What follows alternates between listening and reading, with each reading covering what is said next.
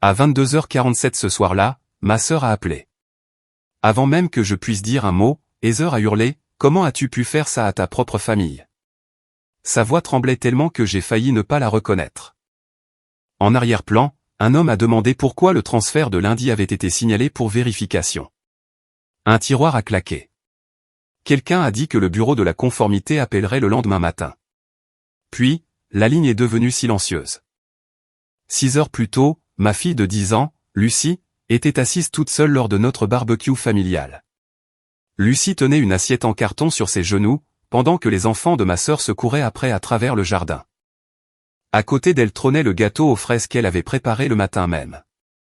Il penchait légèrement vers la gauche, mais Lucie avait insisté, il n'était pas de travers, il avait de la personnalité. Je m'étais accroupi près d'elle. « Pourquoi ne joues-tu pas avec Chloé et Ben ?» Lucie a gardé les yeux fixés sur l'herbe. Les enfants qui ont des papas jouent ensemble. Pendant une seconde, j'ai cru avoir mal entendu. Qui a dit ça? Heather s'est approchée avant que Lucie ne puisse répondre, arborant ce sourire calme qu'elle utilisait chaque fois qu'elle voulait que la cruauté paraisse raisonnable. Nous nous sommes tous mis d'accord là-dessus, a-t-elle déclaré. Les enfants ont besoin de limites saines. J'ai regardé autour de moi dans le jardin. Ma mère inspectait la table du buffet. Mon père ajustait le barbecue. Mon frère a soudainement trouvé son téléphone fascinant. Pas une seule personne n'a croisé mon regard. Chloé se tenait près des balançoires, les larmes aux yeux, et Lucie serrait fermement quelque chose dans son poing, posé sur ses genoux. J'ai pris le gâteau penché et j'ai dit, compris. Puis, nous sommes partis sans dire au revoir. À mi-chemin du retour, Lucie a ouvert son poing. À l'intérieur, il y avait un mot plié, et la photographie d'un relevé bancaire portant son nom. L'image montrait un transfert programmé pour lundi, à destination de Pierce Family Events LLC. Scotché au dos, il y avait un numéro de téléphone et 5 mots écrits de la main de Chloé, « Ton père n'a jamais arrêté ». J'ai appelé depuis ma voiture garée. Un homme a répondu à la 3e sonnerie, et a prononcé mon nom comme s'il avait attendu 8 ans pour le dire. Samantha? C'est Daniel. Est-ce que Lucie a enfin reçu mes lettres? La banque a refusé de discuter du compte avec moi, mais elle a accepté une plainte pour fraude, et a signalé le transfert en attente pour un examen manuel. Daniel a envoyé 8 années de relevés de dépôt, de lettres retournées, et de mails que je n'avais jamais écrits. Mon frère a envoyé un texto d'une seule phrase, « Ne supprime pas le groupe de discussion de la famille ». Au moment où Heather a appelé, un avocat préparait un avis de conservation des preuves pour le lundi matin, et je tenais la copie numérisée d'une carte d'anniversaire que ma fille n'avait jamais eu le droit de voir. « Comment as-tu pu faire ça à ta propre famille ?» a-t-elle répété. J'ai regardé Lucie, endormie sur le canapé, l'image de la carte de Daniel posée près de sa main. « Je n'ai encore rien fait, ai-je dit. Restez avec moi pour découvrir pourquoi ma famille avait besoin que Lucie croie que son père l'avait abandonnée. Et abonnez-vous à la chaîne pour d'autres histoires où des vérités enfouies éclatent enfin au grand jour. Ce dimanche-là avait commencé avec du glaçage à la fraise sur les placards de la cuisine, de la farine sur le nez de Lucie, et un gâteau qui semblait déterminé à s'échapper de sa propre assiette. Lucie, debout sur une chaise près du plan de travail, tenait une spatule avec la concentration d'un chirurgien. La couche inférieure avait refroidi de manière inégale, et celle du dessus glissait sans cesse vers la fenêtre. J'ai tendu la main pour prendre un couteau afin de le redresser. Elle m'a bloqué avec la spatule. « Ne touche pas à mon gâteau. Il n'est pas de travers, il a de la personnalité. » J'ai examiné la tour rose, inclinée de plusieurs degrés vers la gauche. Sa personnalité va peut-être nécessiter un soutien structurel. Lucie a pressé 2 fraises dans le glaçage. Les gâteaux parfaits sont suspects. Celui-ci a l'air honnête.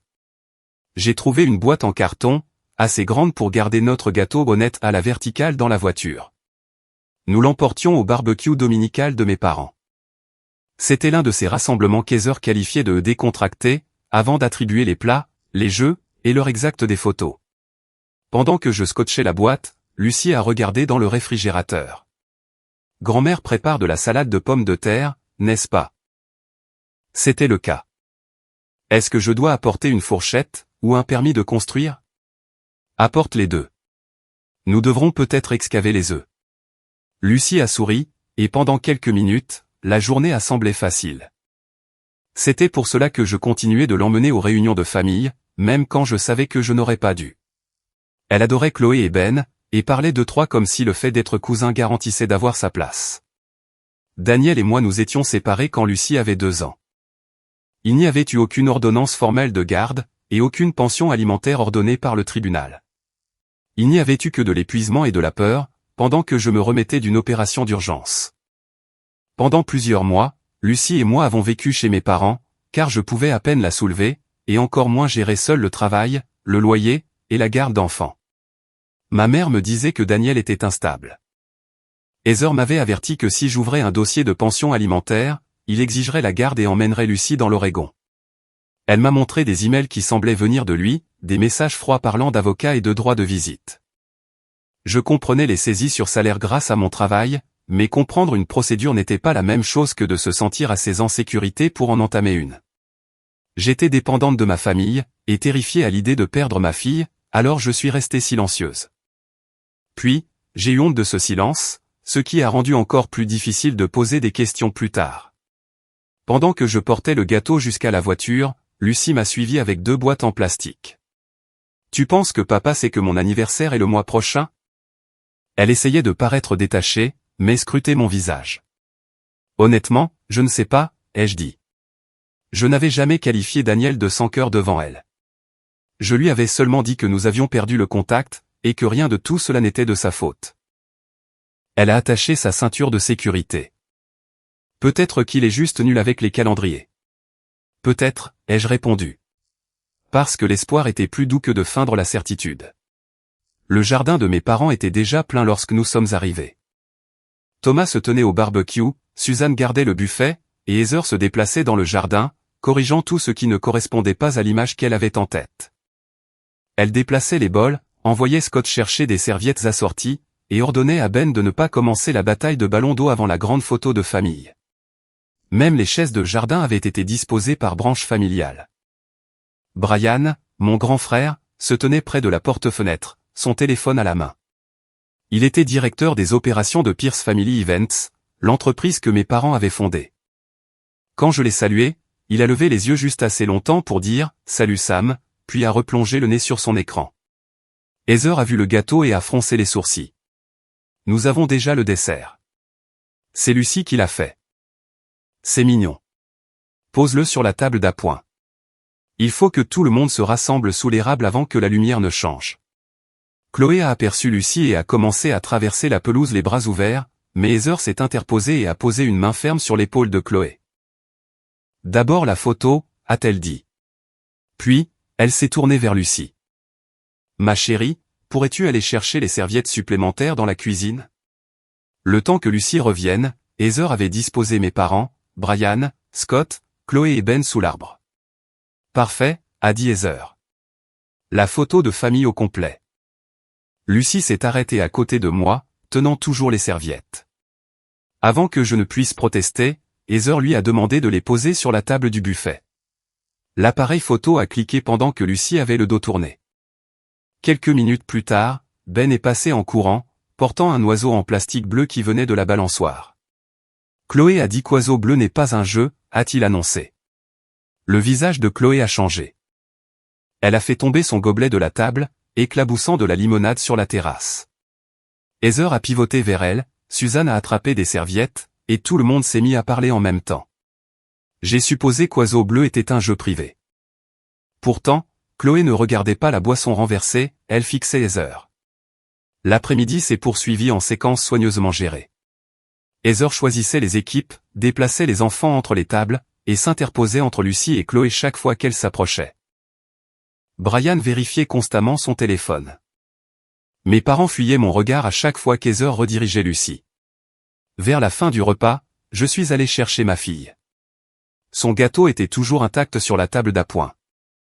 Lucie était assise toute seule sur une chaise pliante près de la clôture, une assiette en carton en équilibre sur ses genoux, pendant que Chloé et Ben jouaient à l'autre bout du jardin. Je me suis assise à côté d'elle. Pourquoi ne joues-tu pas avec eux? Lucie a fixé l'herbe pendant plusieurs secondes avant de répondre. Les enfants qui ont des papas jouent ensemble. Ces mots ont atterri si doucement, que les bruits du barbecue ont continué à tourner autour d'eux. Des rires s'élevaient de la pelouse, des pinces métalliques cliquetaient contre le barbecue, quelqu'un a ouvert une glacière derrière moi. J'ai gardé la voix basse. Qui a dit ça? Les doigts de Lucie se sont resserrés autour de son assiette en carton. Avant qu'elle ne puisse répondre, Heather a traversé le jardin vers nous. Elle portait ce sourire doux qu'elle utilisait chaque fois qu'elle voulait que la cruauté paraisse raisonnable. Vous voilà. Je me demandais où vous étiez passé. Je me suis levé. Lucie dit qu'on lui a expliqué que les enfants qui ont des papas jouent ensemble. Heather n'a pas eu l'air surprise. Elle a jeté un coup d'œil vers Chloé et Ben, puis m'a regardé. Nous nous sommes tous mis d'accord là-dessus. La phrase sonnait comme un rappel concernant un code vestimentaire. Mis d'accord sur quoi? Sur le fait que les enfants ont besoin de limites saines. Heather s'est penchée vers moi. Lucie fait une petite obsession sur les pères ces derniers temps. Elle pose des questions à Chloé et fait des remarques. C'est inconfortable pour les autres enfants. J'ai regardé au-delà de son épaule. Ma mère réarrangeait des cuillères de service qui n'en avaient pas besoin. Mon père fixait le barbecue, bien que les brûleurs soient éteints. Scott a soulevé un sac poubelle, et a commencé à ramasser des gobelets sur une table encore utilisée. Brian se tenait près de la porte, le visage figé sur son téléphone. Personne n'a protesté. Personne n'a même fait semblant de ne pas comprendre. Cela n'avait pas commencé par une phrase imprudente, lâchée par un enfant. Les adultes en avaient discuté, avaient choisi les mots, et avaient laissé ma fille s'asseoir toute seule pendant qu'ils la regardaient. Est-ce que Lucie a fait du mal à quelqu'un, ai-je demandé.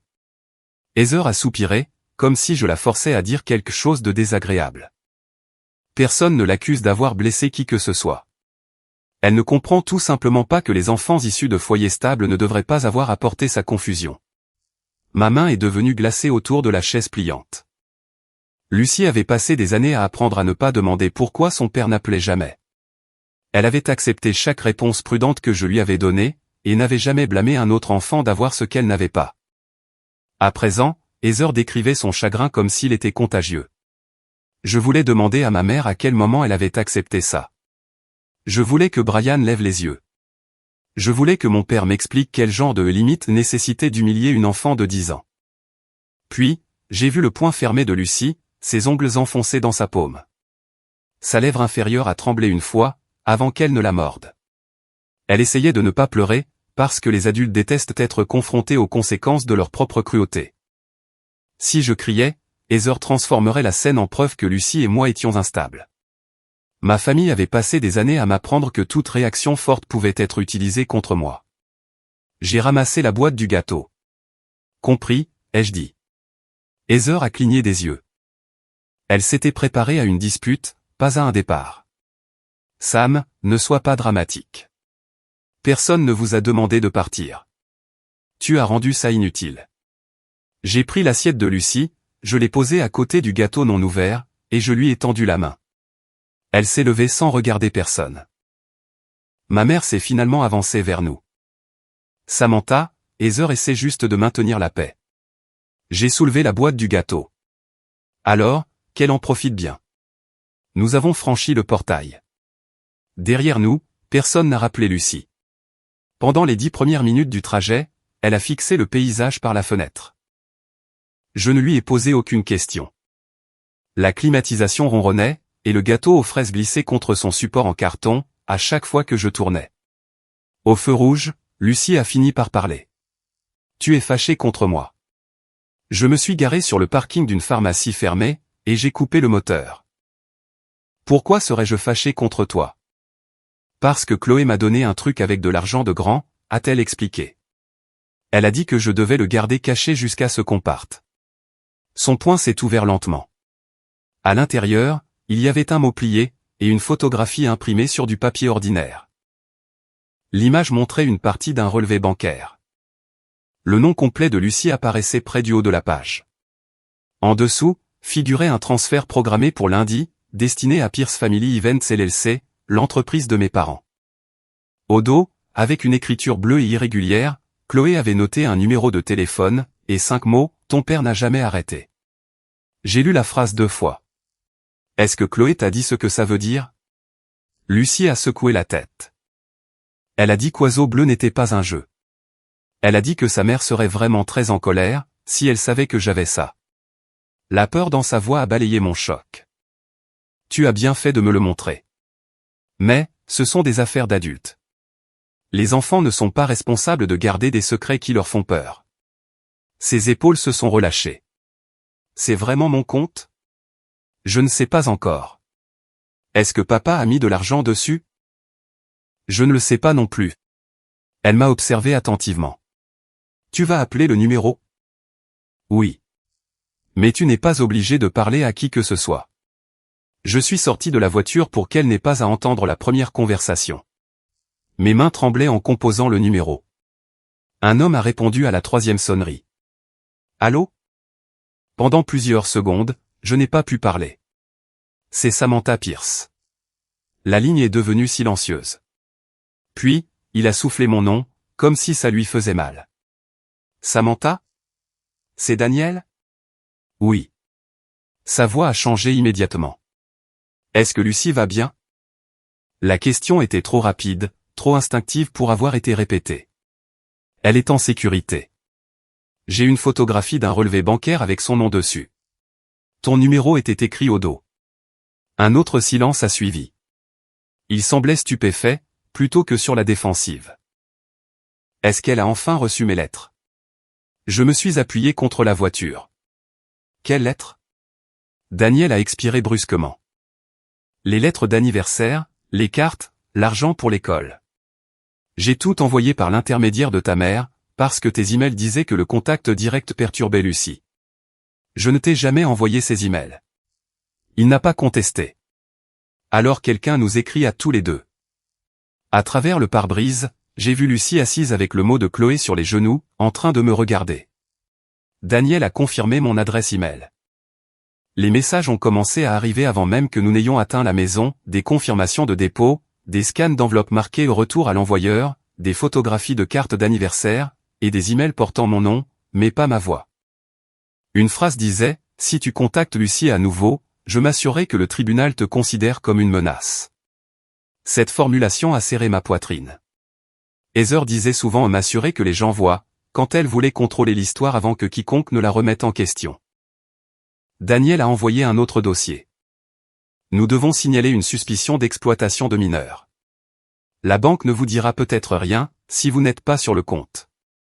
Il avait raison. La représentante a refusé de confirmer les soldes, la propriété, ou l'autorité du compte. Cependant, elle a accepté ma plainte, m'a donné un numéro de dossier, et a précisé que le transfert en attente serait signalé pour un examen manuel de conformité. Daniel a déposé son propre rapport et a téléchargé ses dossiers. La transaction n'avait pas été effacée ni miraculeusement gelée, elle s'était simplement arrêtée de bouger automatiquement, le temps que quelqu'un examine la plainte. À 21h18, après que Lucie se fut endormie sur le canapé, Brian m'a envoyé un texto, « Ne supprime pas le groupe de discussion de la famille. » Je l'ai appelé, mais il n'a pas répondu. À 22h47, le nom d'Heather est apparu sur mon écran. Elle a hurlé avant même que je puisse parler. Comment as-tu pu faire ça à ta propre famille? En arrière-plan, Scott a demandé pourquoi le transfert indiquait toujours en attente de vérification. Heather a couvert le téléphone, mais j'ai entendu mon père dire qu'il devait régler ça avant le matin. J'ai regardé Lucie, dormant sous une couverture, avec la carte d'anniversaire scannée de Daniel posée près de sa main. Je n'ai encore rien fait, ai-je répondu. Tu ne savais rien de ce compte. Je sais que le nom de Lucie est sur un relevé qu'elle n'était jamais censée voir. Cet argent soutient toute la famille, mais il appartient à une enfant. Le souffle d'Heather s'est coupé. Quand elle a repris la parole, sa voix s'était adoucie. Annule la plainte. Dis à Daniel qu'il y a eu un malentendu. Nous pourrons en discuter en privé demain. Pourquoi as-tu tenu Chloé éloignée de Lucie? C'est plus important qu'une simple dispute d'enfant. C'est la première chose honnête que tu as dite ce soir. Son contrôle a cédé. Si tu continues comme ça, Lucie perdra la seule famille qui lui reste. Cet avertissement a frappé un vieil endroit en moi. 8 ans plus tôt, on m'avait dit que poser des questions me coûterait ma fille. À présent, Heather utilisait la même peur, pour me forcer à protéger ce qui se cachait derrière ce transfert. À 7 heures le lendemain matin, le groupe de discussion de la famille avait déjà transformé ma décision en crime. Suzanne a écrit en premier. Elle affirmait que l'argent n'avait été emprunté que temporairement, et que personne n'avait rien pris à Lucie. Thomas a enchaîné avec un message sur la loyauté, la vie privée, et les dommages causés lorsque les problèmes familiaux sont confiés à des personnes extérieures. Heather a ajouté que Pierce Family Events employait 12 personnes, et que je mettais leurs emplois en péril à cause d'un malentendu que je n'avais pas pris la peine de discuter. Brian n'a rien écrit. Scott a envoyé une seule phrase, disant que tout le monde avait besoin de se calmer, puis l'a supprimé moins d'une minute plus tard. J'ai pris des captures d'écran avant que quoi que ce soit d'autre ne disparaisse. Assise à la table de la cuisine, j'ai créé un dossier sur mon ordinateur portable que j'ai nommé Lucie, originaux. À l'intérieur, j'ai créé des sous-dossiers distincts pour les images bancaires, les dossiers de Daniel, le courrier retourné, les emails, les captures d'écran, et les notes. J'ai sauvegardé chaque fichier dans son format d'origine avant d'en faire des copies. J'ai noté l'heure d'arrivée de chaque élément, l'expéditeur, ainsi que ce qui s'était passé avant et après. Mon travail à la paix m'avait appris que les dossiers devenaient peu fiables lorsque les gens les renommaient, les transféraient à plusieurs reprises, ou mélangeaient les originaux avec des copies modifiées. Cela ne faisait pas de moi une enquêtrice. Cela m'avait seulement appris à ne pas détruire la piste avant que quelqu'un de qualifié ne puisse l'examiner. Cette distinction m'a forcé à affronter quelque chose que j'avais évité pendant des années. Je savais comment fonctionnait la saisie sur salaire. Une fois qu'une ordonnance exécutoire parvenait à un employeur, je savais que les agences pouvaient établir la pension et localiser les salaires. Ce que je n'avais jamais eu, c'était une ordonnance à faire exécuter. 8 ans plus tôt, je me remettais de mon opération, dormant dans la chambre d'amis de mes parents, et mesurant mon indépendance en aller-retour entre le lit et la salle de bain. Daniel et moi étions déjà en train de nous déchirer. Suzanne m'avait dit qu'il se préparait à emmener Lucie dans l'Oregon. Heather m'avait montré des emails qui semblaient le confirmer. J'avais eu peur qu'ouvrir un dossier formel ne lui donne une porte d'entrée dans la vie de Lucie, et un moyen de me la prendre. Ma famille connaissait cette peur, et avait appuyé dessus, jusqu'à ce que le silence ressemble à une protection. Plus tard, quand j'avais repris le travail et que j'aurais pu poser des questions, la honte avait pris le dessus. Chaque année qui passait rendait plus difficile d'admettre que j'avais bâti ma vie, autour d'informations que je n'avais jamais vérifiées. À 8h15, Daniel a demandé si nous pouvions nous parler en vidéo. J'ai failli refuser. Puis, je me suis souvenu de Lucie demandant si son père connaissait la date de son anniversaire, et j'ai appuyé sur accepter. Daniel est apparu dans une cuisine étroite, avec des placards beiges et un réfrigérateur couvert d'autocollants d'entretien. Il portait une chemise de travail sombre, avec son nom brodé au-dessus d'une poche. Avant même que l'un de nous ne puisse parler, un gros chien marron a poussé son museau vers la caméra, a rempli tout l'écran, et a léché l'objectif. Daniel l'a repoussé. Désolé. C'est Otis.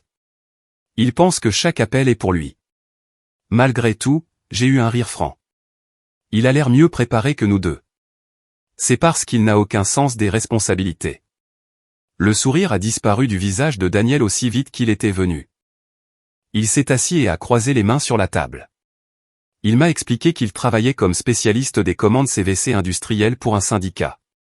L'essentiel de ses revenus provenait des systèmes commerciaux, des appels d'urgence, des heures supplémentaires, et d'une prime annuelle. Il ne possédait pas d'entreprise, et ne vivait pas comme un homme riche. La cuisine derrière lui le rendait évident. Ensuite, il a partagé son écran.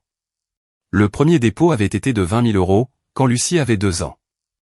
Après cela, il avait envoyé 1 100 € chaque mois, 6 000 € provenant de sa prime annuelle, et des montants supplémentaires pour les anniversaires, les frais scolaires, et les fêtes. Ces dépôts spéciaux totalisaient 13 800 €. Sur 8 ans, il avait contribué à hauteur de 187 400 €. Ce ne sont pas des paiements ordonnés par un tribunal, a-t-il précisé. Nous n'avons jamais eu d'ordonnance. Je pensais que c'était l'arrangement que tu voulais. J'ai fixé le tableur. Je n'ai jamais su que ce compte existait. Daniel a ouvert le dossier original du compte UTMA. Son nom apparaissait en tant que donateur. Suzanne Pierce était répertoriée comme l'unique dépositaire, depuis la date d'ouverture du compte. Il a expliqué que Suzanne lui avait dit que je me remettais encore, et qu'elle voulait gérer l'argent temporairement. Il croyait que le compte appartenait irrévocablement à Lucie, et que Suzanne ne l'utiliserait que pour son éducation et ses besoins. Elle m'a dit que tu ne voulais pas que ton nom soit lié à quoi que ce soit financé par moi, a-t-il ajouté. Elle a dit que ça te bouleverserait, et rendrait la séparation plus difficile. Pourquoi as-tu continué à tout envoyer par son intermédiaire pendant 8 ans? Sa mâchoire s'est contractée. Parce que j'étais un lâche, caché sous un déguisement respectable. Je me suis dit que je respectais tes limites. En réalité, j'évitais le risque que tu me rejettes directement. Il a ouvert une chaîne de mai. Les messages provenaient d'une adresse créée à partir de mon nom complet, et de mon année de naissance. Il lui ordonnait de ne pas me contacter, de ne pas envoyer de cadeaux à la maison, et de ne pas s'approcher de Lucie. L'un d'eux l'avertissait que, s'il tentait un contact direct, je demanderais au tribunal de le considérer comme instable et de le restreindre définitivement. Les mots ressemblaient à du Heather. Pas à cause d'une phrase en particulier, mais parce que chaque phrase transformait la peur en ordre, et appelait le contrôle aux protections. Daniel ne m'a pas demandé de l'excuser. J'aurais dû vérifier l'adresse. J'aurais dû engager un avocat. J'aurais dû ouvrir un dossier formel, au lieu de faire confiance à la personne qui prétendait s'interposer entre nous. Oui, ai-je dit. Il a hoché la tête. Je sais. Après l'appel, j'ai trouvé Lucie en train de manger des céréales sur le comptoir. Elle a étudié mon visage avant de demander, c'était lui? Oui. J'ai parlé avec Daniel. Elle a suivi le bord de son bol avec un doigt. Est-ce que je dois l'appeler papa, maintenant? Non.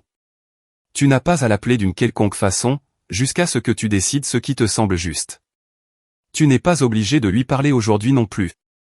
Sa question suivante est venue presque dans un murmure. Est-ce qu'il se souvenait de mon anniversaire? J'ai pensé aux enveloppes retournées, chacune marquée d'une année différente, et je lui ai dit, il s'en est souvenu chaque année. Lucie a baissé les yeux vers ses céréales.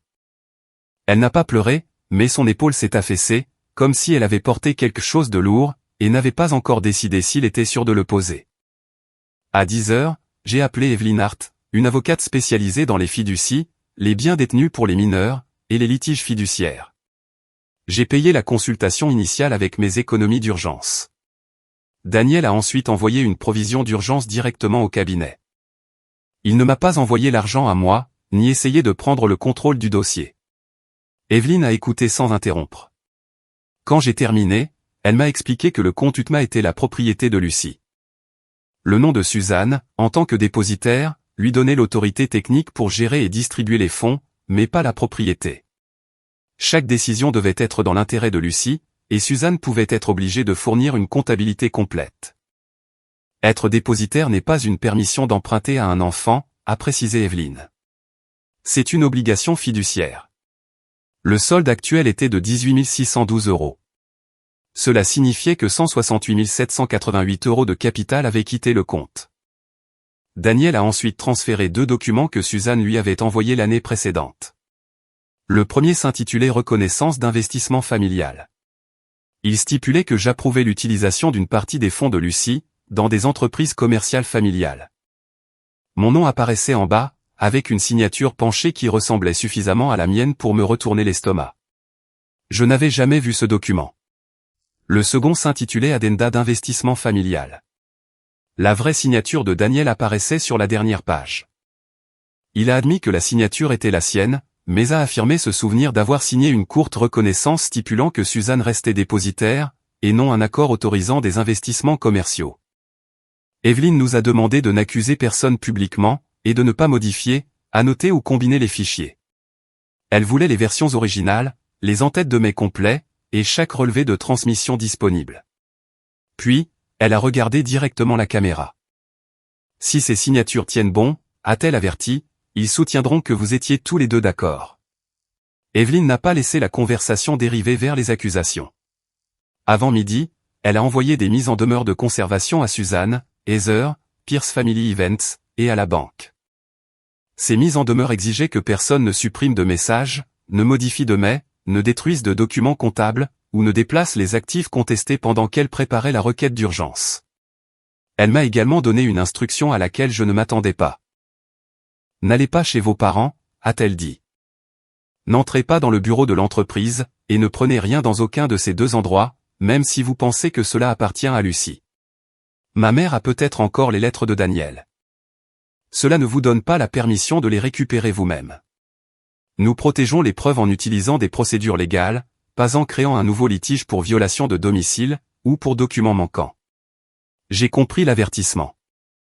Heather remplacerait volontiers une question financière, par une histoire sur sa sœur instable s'introduisant par effraction dans la maison familiale. J'avais passé trop de temps à réagir à l'intérieur de la version des événements qu'elle créait. Cette fois, je n'allais pas lui en donner l'occasion. Brian a contacté Evelyn peu de temps après l'envoi des mises en demeure. Il ne m'avait toujours pas appelé. Selon Evelyn, Heather lui avait ordonné d'effacer tous les messages familiaux mentionnant le barbecue, Lucie, ou le mot oiseau bleu. Brian gérait les téléphones de l'entreprise et les comptes cloud partagés, donc Heather supposait qu'il pouvait faire disparaître les conversations. Au lieu de cela, sa demande l'a finalement assez effrayé pour le pousser à agir. Il a exporté le groupe de discussion familiale, avec ses eurodatages d'origine, les informations sur les participants, et les métadonnées disponibles. Il a envoyé l'archive directement à Evelyn, plutôt que de transférer des captures d'écran individuelles qui pourraient plus tard être contestées comme incomplètes. « Est-ce que je peux le lire ?» ai-je demandé. « Pas encore », a répondu Evelyn. « Je dois préserver l'export original, et examiner son ampleur avant que nous ne commencions à faire circuler des copies. Pour l'instant, le fait important, c'est que ça existe. » Brian avait passé des années à éviter les conflits en baissant les yeux sur son téléphone. À présent, ce même téléphone contenait un dossier qu'Heather avait tenté de détruire. Je suis retourné à la photographie que Chloé avait donnée à Lucie. La première fois que je l'avais regardée, je n'avais vu que le nom de ma fille, et le transfert programmé pour Pierce Family Events. Maintenant, j'ai agrandi l'image et examiné les bords. Une étiquette bleu pâle apparaissait dans le coin supérieur. La majeure partie du libellé avait été coupée, mais un mot restait visible, oiseau bleu. Je me suis souvenu de Ben, courant sur la terrasse avec l'oiseau en plastique à la main. Chloé a dit qu'oiseau bleu n'était pas un jeu, c'était un dossier, ai-je murmuré. Lucie était assise en face de moi à la table de la cuisine, dessinant à côté du gâteau penché. Nous l'avions ramené à la maison intacte, et un côté s'était encore plus affaissé pendant la nuit. Elle a regardé la photographie agrandie sur mon écran. Donc, c'est comme une carte au trésor? Pas exactement. Le genre de carte au trésor ennuyeux. C'est probablement la description la plus précise. Elle est retournée à son dessin, apparemment satisfaite que les adultes aient, une fois de plus, rendu quelque chose d'important bien moins intéressant qu'il ne devrait l'être. Heather a appelé pendant que je photographiais le mot original, selon les instructions d'Evelyn. Cette fois, elle n'a pas crié. Sa voix était chaleureuse et prudente, comme elle le devenait lorsque la colère avait échoué, et qu'elle avait besoin de douceur pour accomplir sa tâche. Sam, j'ai à peine dormi. Je déteste ce que tout cela fait à tout le monde. Qu'est-ce que ça fait à Lucie? C'est exactement pour ça que j'appelle. Elle ne devrait pas être entraînée dans des problèmes financiers qu'elle ne peut pas comprendre. Elle y a déjà été entraînée. Chloé lui a donné le relevé bancaire. Heather a marqué une pause. Chloé n'avait aucun droit de prendre ça. Pourquoi une enfant de 11 ans a-t-elle cru que Lucie avait besoin de le voir? Elle a surpris des adultes discutant de quelque chose de privé. Les enfants comprennent mal. J'ai regardé le mot oiseau bleu dans le coin de la photo. Alors, explique-le correctement.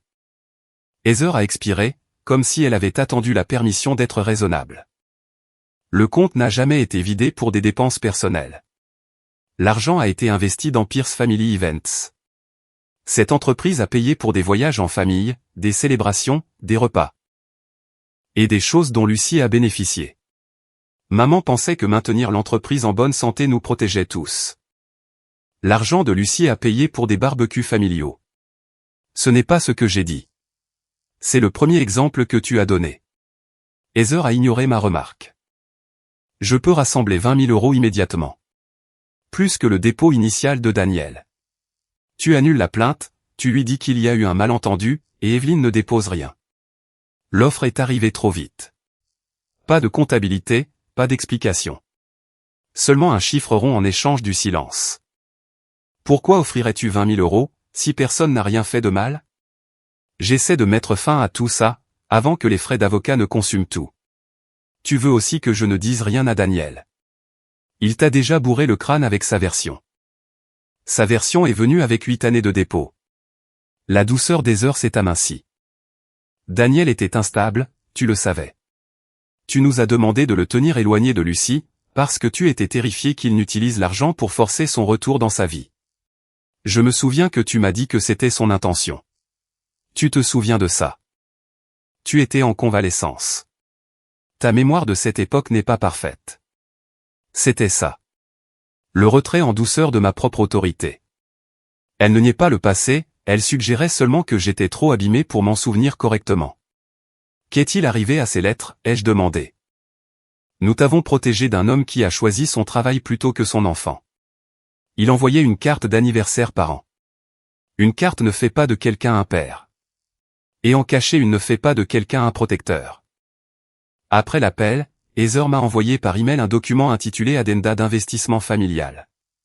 Il contenait des termes indiquant que les fonds détenus pour Lucie pouvaient être utilisés pour soutenir des entreprises contrôlées par la famille. Vers le bas, figurait la mention par DB, suivie de la signature de Daniel. Le bloc du notaire semblait complet, il portait un sceau, un numéro de commission, et une date d'il y a 8 ans. J'ai transféré la pièce jointe originale à Evelyne, sans l'ouvrir dans un programme de retouche. Daniel a rejoint notre appel 20 minutes plus tard. C'est bien ma signature, a-t-il dit. Mon estomac s'est serré. Tu nous avais dit que tu n'avais jamais accepté un investissement. Ce n'est pas le cas.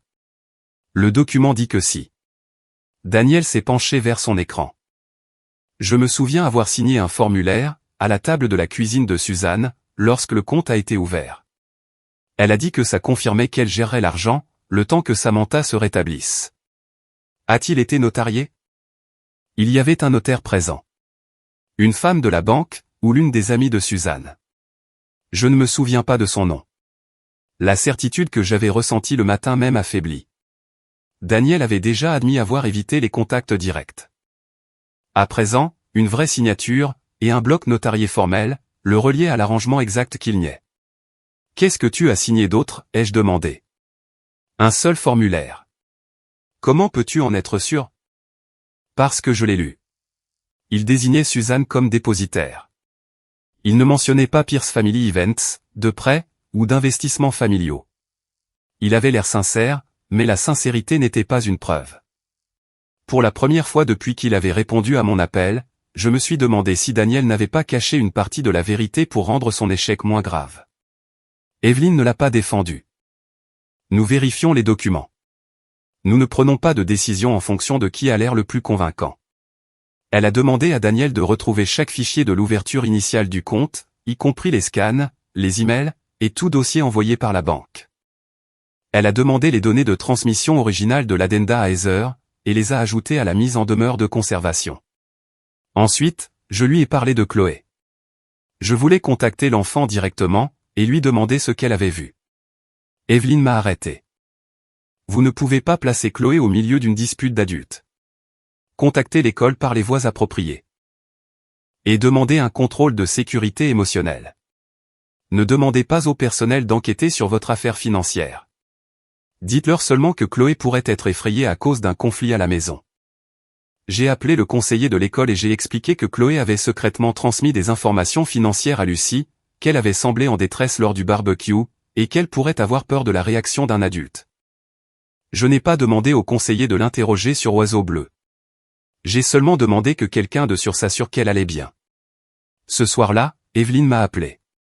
Après un examen préliminaire de l'addenda, le bloc du notaire semble d'origine authentique, a-t-elle déclaré. La signature de Daniel semble également cohérente avec les exemples connus. Ma bouche est devenue sèche. Puis, Evelyne a continué. Cela prouve qu'un vrai bloc notarial et une vraie signature existent. Cela ne prouve pas encore qu'ils appartenaient, à l'origine, au texte de la page 2. Daniel a fixé le document sur son écran. J'ai signé un formulaire il y a 8 ans, a-t-il affirmé. Je n'ai jamais signé ça. Le lendemain matin, Evelyne nous a présenté à Diane Mercé, une experte comptable agréée, spécialisée dans l'investigation des fraudes. Daniel a payé la provision initiale directement au cabinet d'Evelyne, tout comme il avait payé la provision légale. Diane a bien précisé que son argent ne lui achetait pas le contrôle sur son travail. Ma mission est restreinte, a-t-elle annoncé. Je retrace le compte UTMA de Lucie, et les 3 plus grands bénéficiaires. Je n'enquête pas sur chaque entreprise, chaque organisation caritative, chaque déclaration de revenus, ou chaque membre de la famille, à moins que les dossiers ne nous en donnent une raison. Cette limitation m'a rassuré. Je n'avais pas besoin que quelqu'un annonce que ma famille entière était corrompue.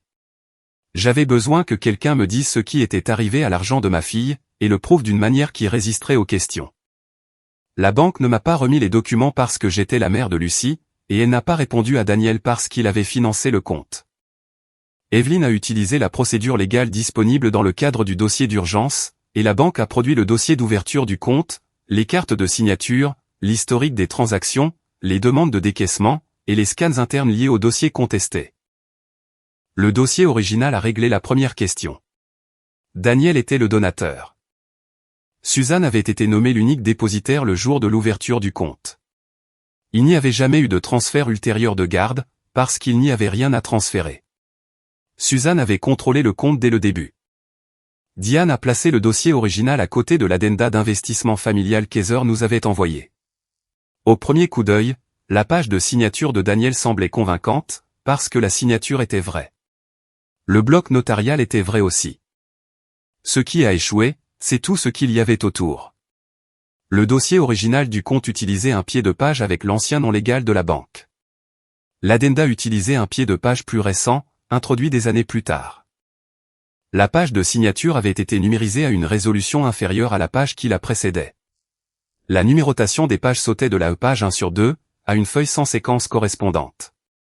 Les métadonnées du fichier ont montré que l'addenda avait été créé des années après que Daniel ait signé le formulaire d'ouverture de compte. Heather n'avait pas falsifié la signature de Daniel. Elle avait fait mieux. Elle avait pris une véritable signature, et l'avait placée sous des mots qu'il n'avait jamais approuvés. Daniel a fixé la comparaison pendant un long moment. Donc, je disais la vérité sur ce document. Cela n'efface pas les choix que vous avez faits par la suite, a rappelé Evelyn. Il a hoché la tête, sans résister. J'aurais dû contacter Samantha directement. J'aurais dû ouvrir un dossier de filiation, officialiser la pension alimentaire, et exiger des redditions de comptes. J'ai laissé la peur du rejet devenir une excuse pour ne rien faire. Personne ne l'a réconforté. C'était l'une des raisons pour lesquelles je croyais à ses remords. Il ne les jouait pas en échange d'un pardon. Diane est passée à la reconnaissance d'investissement familial portant ma signature. Mon nom semblait plus convaincant que celui de Daniel, car il avait été copié proprement, sans rupture visible de la ligne. Diane m'a demandé si Heather avait déjà possédé un document médical signé par moi. Je me suis souvenu des mois qui ont suivi mon opération. Heather avait conservé un formulaire de consentement lui permettant d'emmener Lucie aux urgences si je ne le pouvais pas. J'en ai trouvé une copie numérisée dans un vieil email. Diane a agrandi les deux signatures. La minuscule hésitation avant le P de Pierce était identique. Il en était de même pour une légère marque sous la lettre finale, là où mon stylo avait touché le papier 2 fois. Les signatures n'étaient pas seulement similaires, c'était la même image. Les relevés comptables annuels contenaient des copies provenant de la même source. Heather avait légèrement redimensionné la signature sur certaines pages, et l'avait assombrie sur d'autres, mais les proportions et les imperfections n'avaient pas changé. Ces documents n'autorisaient pas la banque à libérer les fonds, a expliqué Diane. Suzanne avait déjà l'autorité technique pour effectuer des décaissements, en tant que dépositaire. Ceux-ci ont été créés par la suite, pour faire croire que Samantha avait examiné et accepté ce qui avait été fait. La distinction était importante. Suzanne avait déplacé l'argent. Heather avait dirigé sa destination, et avait construit le bouclier de papier destiné à les protéger si quelqu'un posait des questions plus tard. Ma mère n'avait pas été trompée par un stratagème bancaire sophistiqué. Elle avait utilisé l'autorité que Daniel lui avait confiée, puis avait qualifié les retraits de décision familiale. Cet après-midi-là, Suzanne a envoyé un message par l'intermédiaire d'Evelyn. Elle a décrit le premier décaissement comme un prêt familial temporaire, effectué pendant une saison commerciale difficile. Elle a insisté sur le fait que chaque euro avait permis de sauver des emplois, et finirait par être remboursé. Lucie faisait ses devoirs à l'autre bout de la table, quand j'ai répété l'expression à voix basse. Prêt familial temporaire, a-t-elle demandé. C'est la façon longue et compliquée des adultes pour dire voler. J'ai regardé sa feuille de maths, où chaque réponse devait tenir dans un petit carré. Parfois, les adultes utilisent des mots longs parce que les mots courts leur font honte. Elle y a réfléchi, puis est retournée à ses fractions. Ça a l'air inefficace. Le commentaire m'a fait sourire, mais le sentiment n'a pas duré. Diane avait reconstruit une chronologie en utilisant le grand livre de la banque, les dépôts de Daniel, mes anciens messages, et les registres de l'entreprise produits jusqu'à présent. Elle a trouvé le premier retrait sur le compte de Lucie. Cela s'était produit 3 jours après que Suzanne m'avait dit que Daniel avait cessé de subvenir aux besoins de sa fille. Je me souvenais très bien de cette conversation. J'étais assise à la table de la cuisine de mes parents, avec une bouillotte contre l'abdomen. Suzanne m'avait tenu la main et m'avait dit que Daniel avait choisi une nouvelle vie. Heather se tenait derrière elle, et m'avait dit que je devais arrêter d'attendre de l'argent qui ne viendrait jamais. 3 jours plus tard, Suzanne avait autorisé le premier transfert depuis un compte que Daniel continuait de financer. Le mensonge et les retraits avaient commencé ensemble. Diane a continué à parcourir le grand livre. Des paiements avaient été versés à Pierce Family Events, à un fournisseur contrôlé par Scott, et à un compte étiqueté Family Table Initiative. Les transferts FTI étaient plus modestes au début, puis s'étaient répétés à une fréquence croissante. Lorsqu'Evelyn a demandé à Heather d'identifier FTI, Heather a répondu par l'intermédiaire de son avocat, qu'il s'agissait d'une organisation caritative distincte, n'ayant aucun rapport avec le litige UTMA. Diane n'a pas spéculé. Elle a ajouté les paiements au rapprochement bancaire, et a continué à travailler.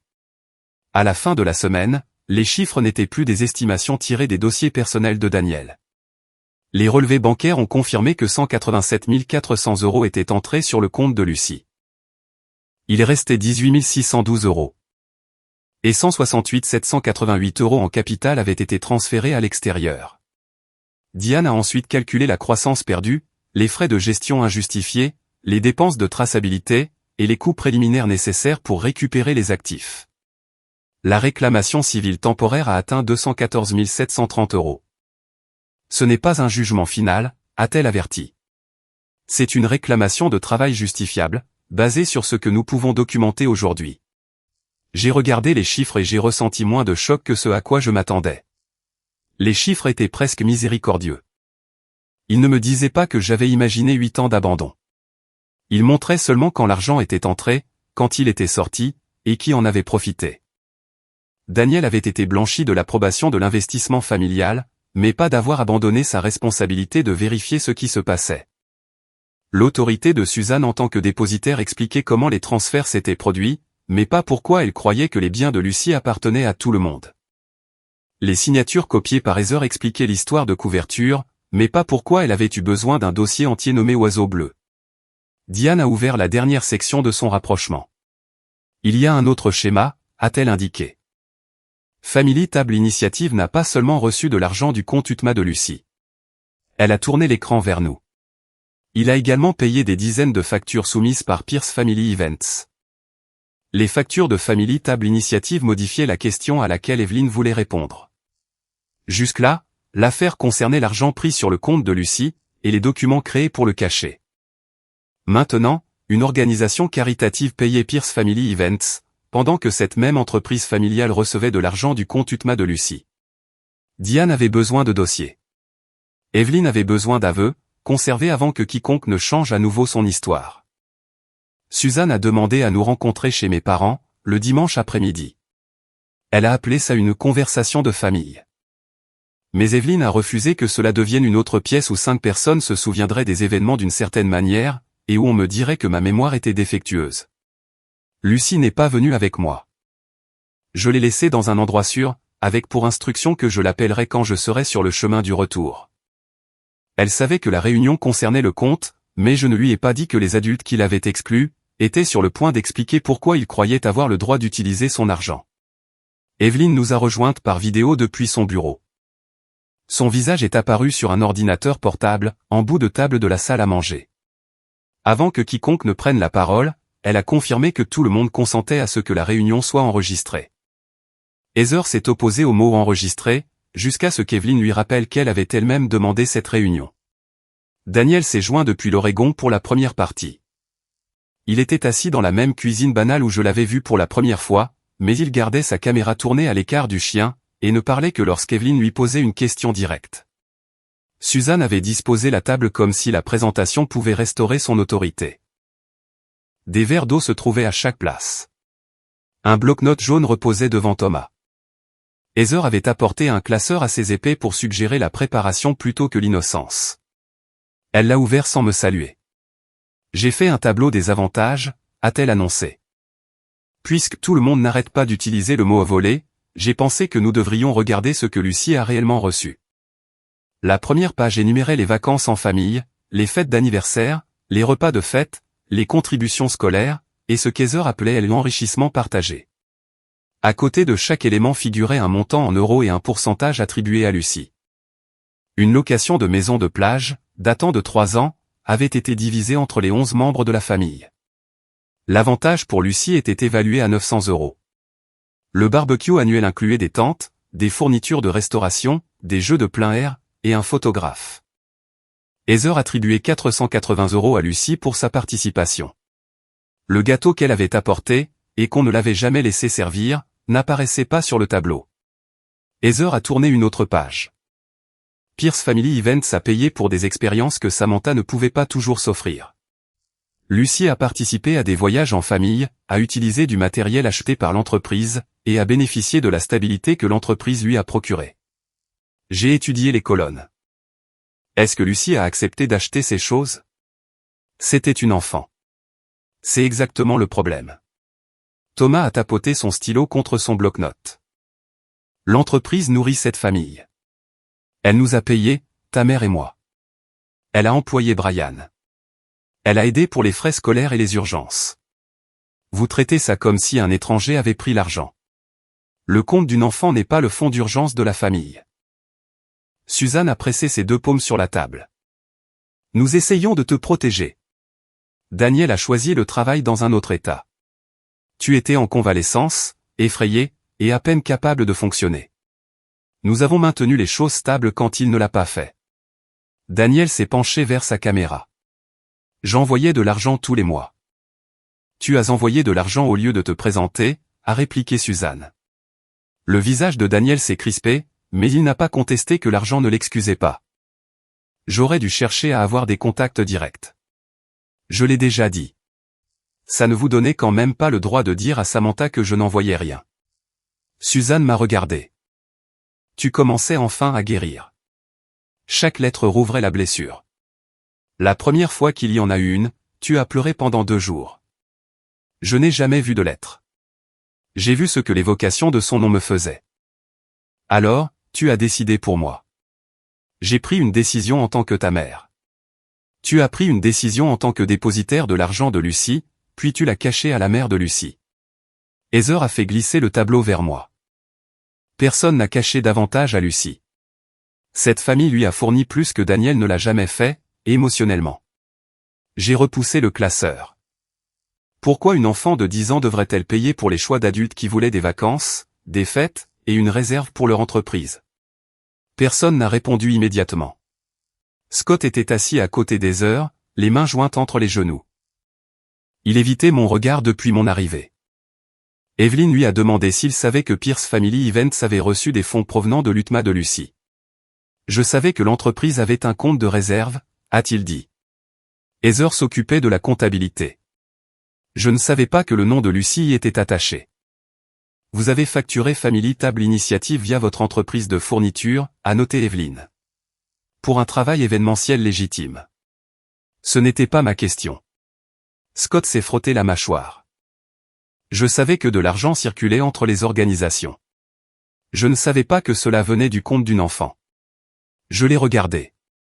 As-tu un jour demandé d'où venait la réserve? Heather a dit que c'était du capital familial. Et tu as décidé de ne pas demander ce que cela signifiait. J'ai fait confiance à ma femme.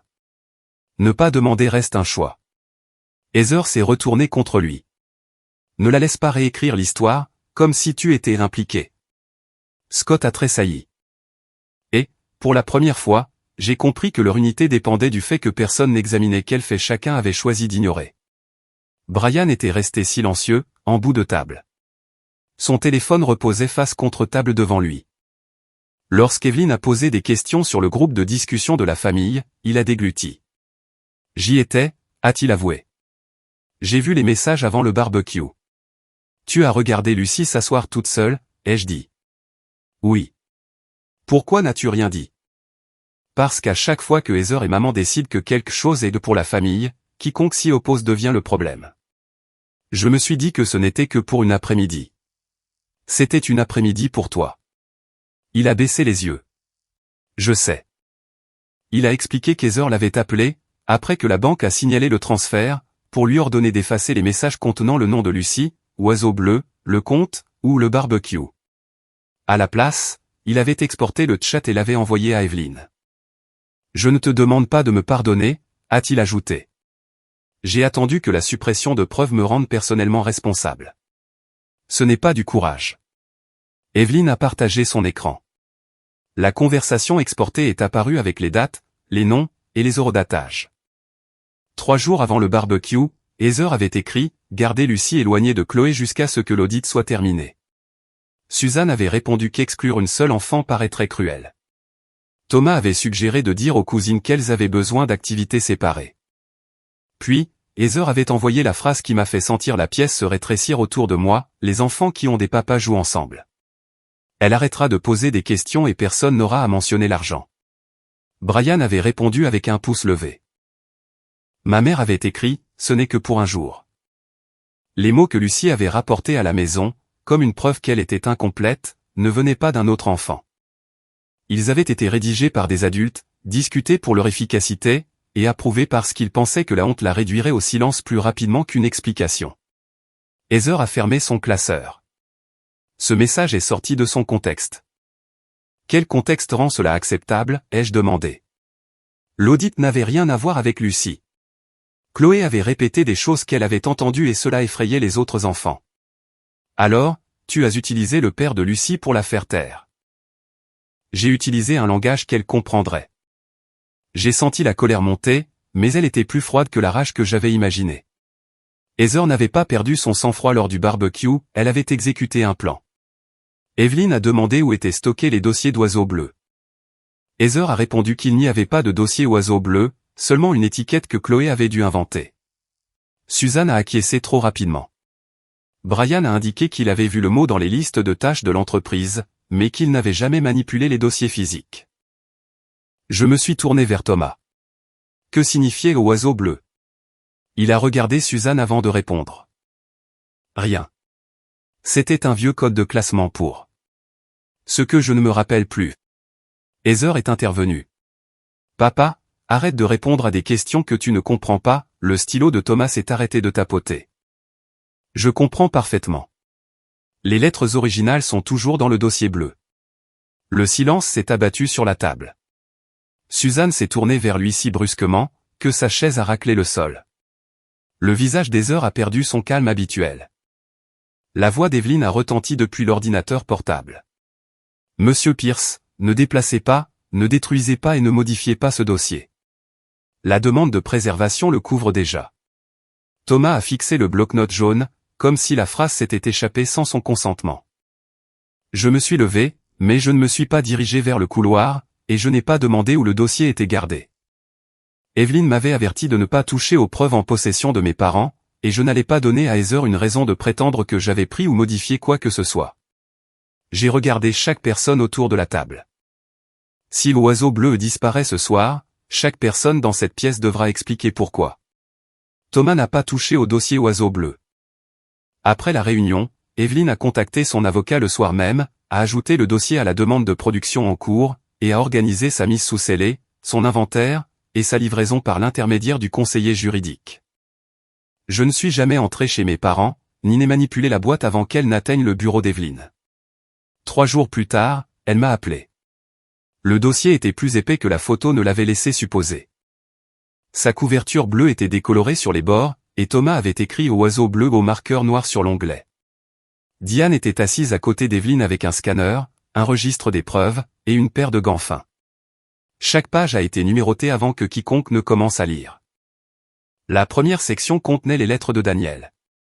Certaines enveloppes n'avaient jamais été ouvertes. D'autres avaient été ouvertes, puis replacées à l'intérieur, les rabats coupés proprement. Il y avait des reçus postaux, des bordereaux de retour, des copies de mails envoyés depuis la fausse adresse utilisant mon nom, et des notes manuscrites indiquant les moments où Suzanne avait dit à Daniel de ne pas me contacter directement. Les lettres ne rendaient Daniel innocent, elles amplifiaient le mensonge. Les cartes formaient un récit silencieux de l'enfance qu'il avait observé de l'extérieur. Une enveloppe contenait une planche d'autocollant en fraise, parce que Lucie avait dit un jour à Suzanne qu'il rendait chaque cahier moins sérieux. Une autre contenait une feuille pressée ramassée dans un parc, que Daniel espérait lui montrer un jour. Rien de tout cela ne remplaçait sa présence, mais rien ne ressemblait à un homme qui avait oublié son existence. Dans une carte d'anniversaire, il écrivait qu'il avait vu une photo de Lucie tenant une planète en papier mâché lors de la soirée scientifique de l'école. Dans une autre, il demandait si elle détestait toujours les petits pois mais adorait les fraises. Il savait qu'elle s'était cassé le poignet à 7 ans, car Suzanne l'avait mentionné dans un email, avant de lui dire que Lucie ne voulait pas d'appel.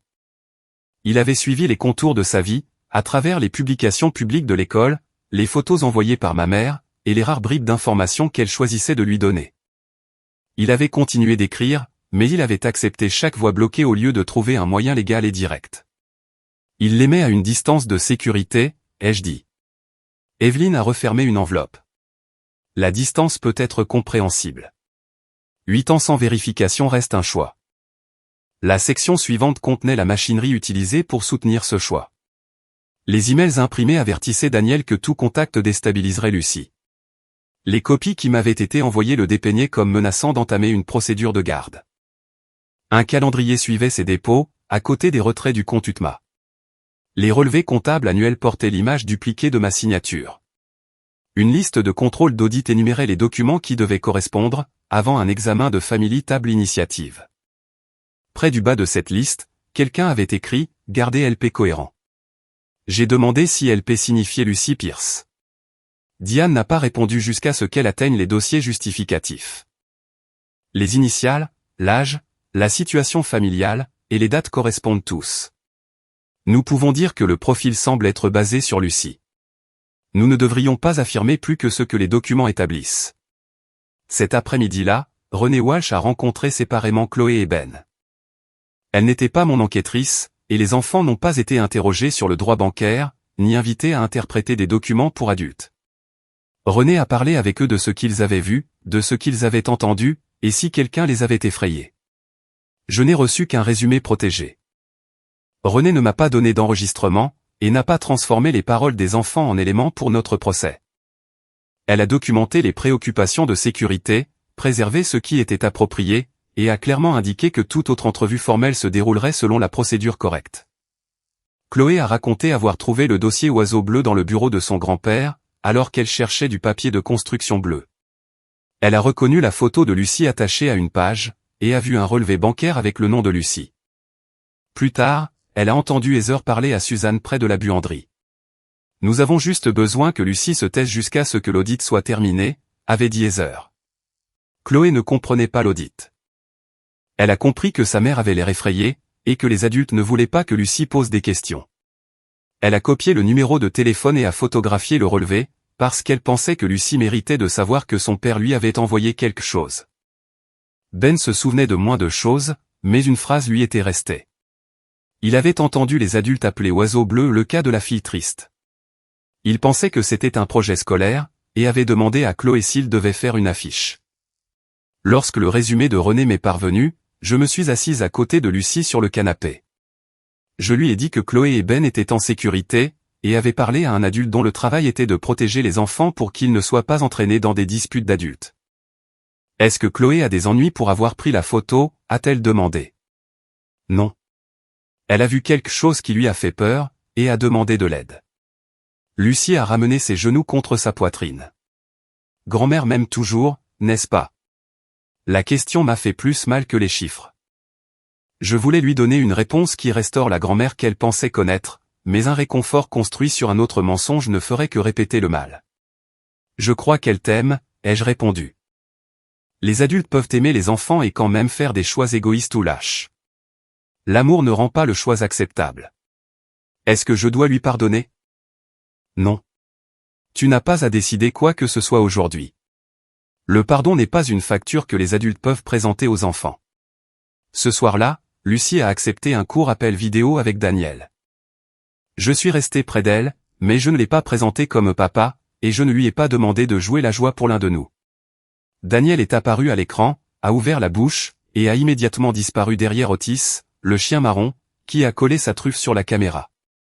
Pendant plusieurs secondes, tout ce que nous pouvions voir, c'était un œil énorme, un nez humide, et une partie de langue.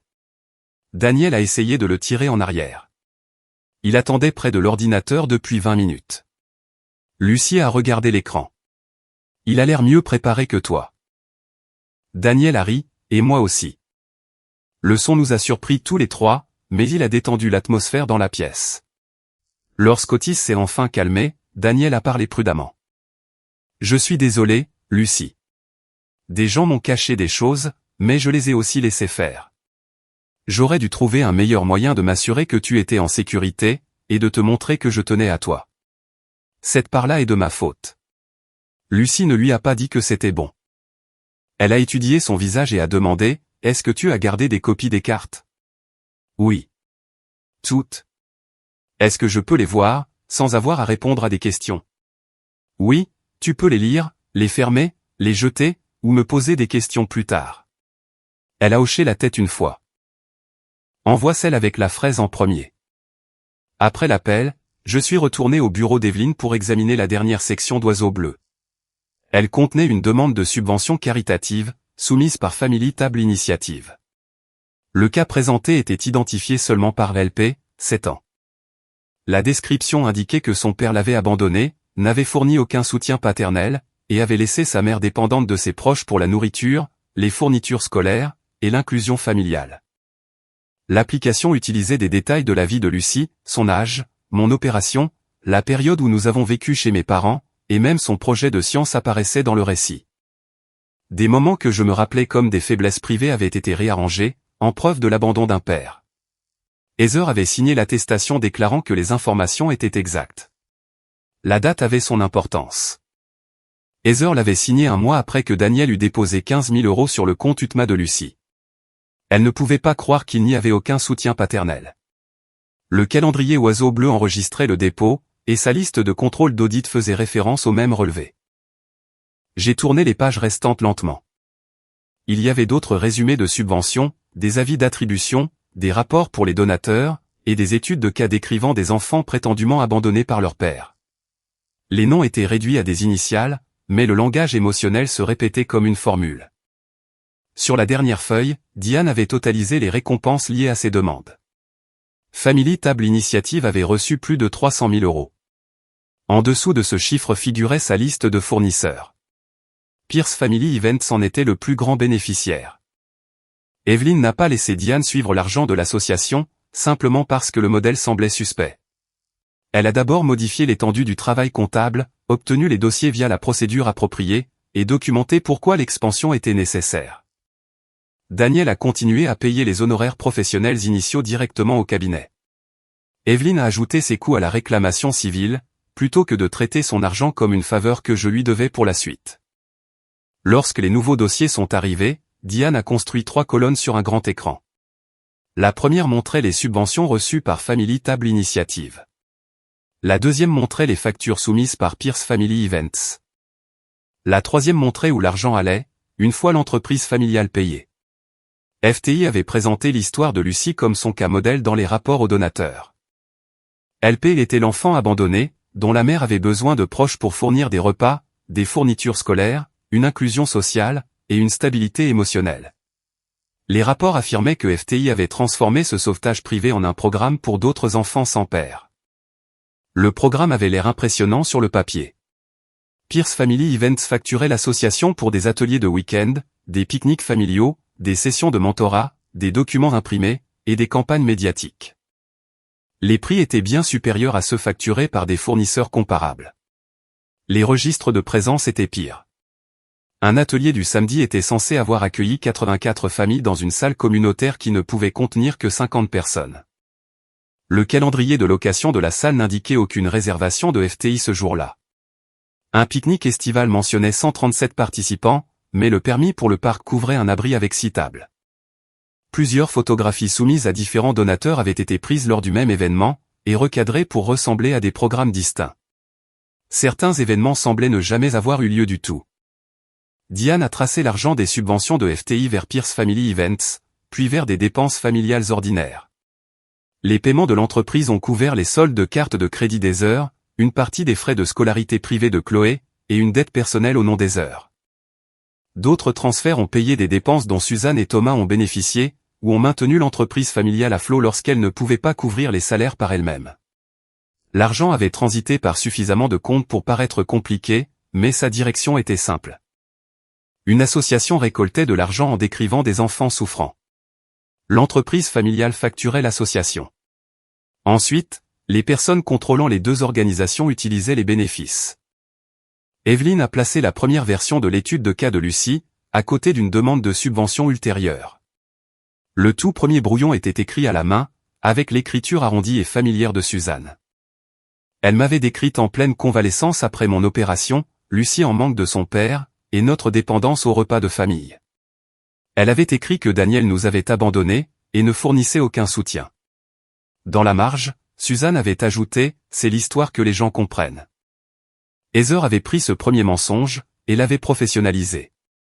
Elle avait supprimé les noms, affûté le langage, ajouté des photographies et des budgets, puis répété le modèle pendant des années. Ce que Suzanne avait justifié comme un appel émotionnel unique était devenu un système, qui exigeait que l'histoire originale ne change jamais. Le retour de Daniel ne les embarrasserait pas seulement. L'historique de ces dépôts prouverait que le soutien paternel existait, pendant les années exactes où FTI affirmait qu'il n'y en avait pas. Si je découvrais l'existence du compte, je pouvais contester à la fois les retraits de l'UTMA, et chaque récit de subvention construit autour du prétendu abandon de Lucie. Le prochain audit expliquait la panique au barbecue. Heather savait que Chloé avait trouvé Oiseau Bleu.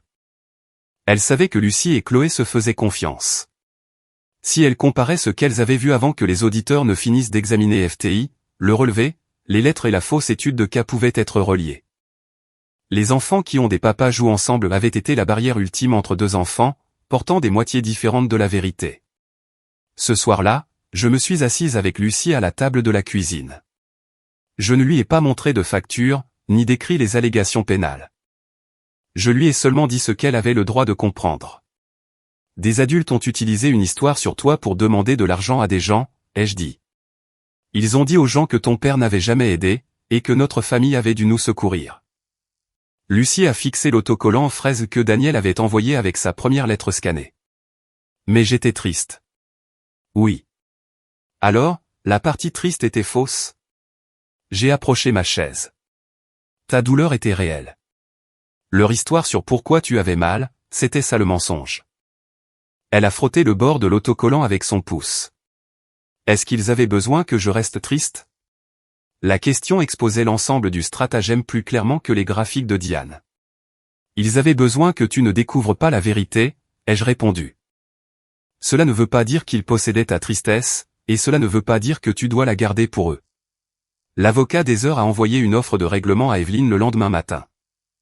Suzanne et Heather restitueraient le capital détourné de l'UTMA via un plan de paiement garanti par les actifs de l'entreprise. En retour, je devais retirer la demande d'expertise comptable élargie, cesser de contester les dossiers de subvention de FTI, et accepter que les documents d'investissement familial résultaient d'un malentendu plutôt que d'une fraude. Elles offraient de rendre l'argent de Lucie, seulement si j'aidais à protéger la méthode utilisée pour le prendre. Evelyne m'a demandé si je voulais du temps pour y réfléchir. Non, ai-je dit. Si nous fermons les questions sur FTI, ils pourront continuer à utiliser d'autres enfants de la façon dont ils ont utilisé Lucie. L'offre a expiré sans réponse de notre part. Evelyne a ensuite envoyé les documents de FTI au régulateur des organismes de bienfaisance de l'État, et au bureau du procureur approprié. Elle n'a pas promis d'inculpation ou d'arrestation. Elle a expliqué que les enquêteurs décideraient si les preuves soutenaient une affaire pénale, indépendamment de notre litige civil. Un enquêteur de l'État a interrogé l'un des donateurs. L'organisation a confirmé que son financement dépendait de l'affirmation de FTI, selon laquelle les enfants présentés manquaient de soutien paternel, et que les fonds du programme seraient utilisés pour des services réels. Par le biais de demandes officielles, l'enquêteur a commencé à obtenir les dossiers bancaires et des fournisseurs, plutôt que de s'appuyer uniquement sur les copies fournies par notre côté. L'affaire UTMA s'est poursuivie séparément. Daniel a également déposé un dossier de filiation et de plan parental. Il a demandé au tribunal de formaliser ses droits et obligations, d'établir une pension alimentaire directe par les voies légales, et de créer des contacts progressifs basés sur le confort de Lucie. Le plan proposé commençait par des lettres et des appels vidéo, puis par de courtes visites encadrées, évaluées par un professionnel. Heather et Suzanne ne pouvaient pas obtenir la garde de Lucie simplement en s'y opposant. Au lieu de cela, elles ont soumis des déclarations sous serment dans l'affaire de Daniel. Elles l'ont décrit comme instable, l'ont accusé d'utiliser l'argent pour rentrer dans la vie de Lucie, et ont affirmé que j'étais devenu vulnérable à la manipulation à cause du litige financier. Evelyne a placé les dossiers côte à côte sur son bureau. La requête UTMA avait un numéro de dossier, elle concernait la comptabilité, la destitution de Suzanne en tant que dépositaire, la préservation des actifs, et le remboursement. Le dossier de filiation en avait un autre, il concernait le statut légal de Daniel, la pension alimentaire, et un plan parental sûr. Une même famille avait créé les deux conflits, mais le tribunal n'allait pas prétendre qu'il s'agissait de la même question. Les avis de convocation sont arrivés un jeudi après-midi. L'audience concernant l'UTMA et la comptabilité était fixée au mardi matin. L'audience pour le plan parental temporaire était fixée au vendredi.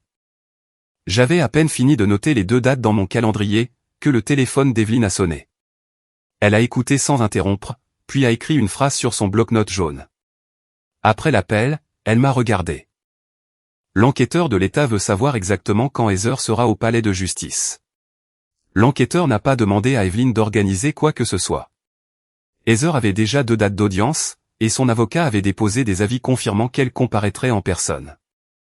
Evelyne a seulement fourni à l'enquêteur les informations publiques de l'audience et l'emplacement du palais de justice. Elle n'a pas discuté de ce que l'État avait l'intention de faire.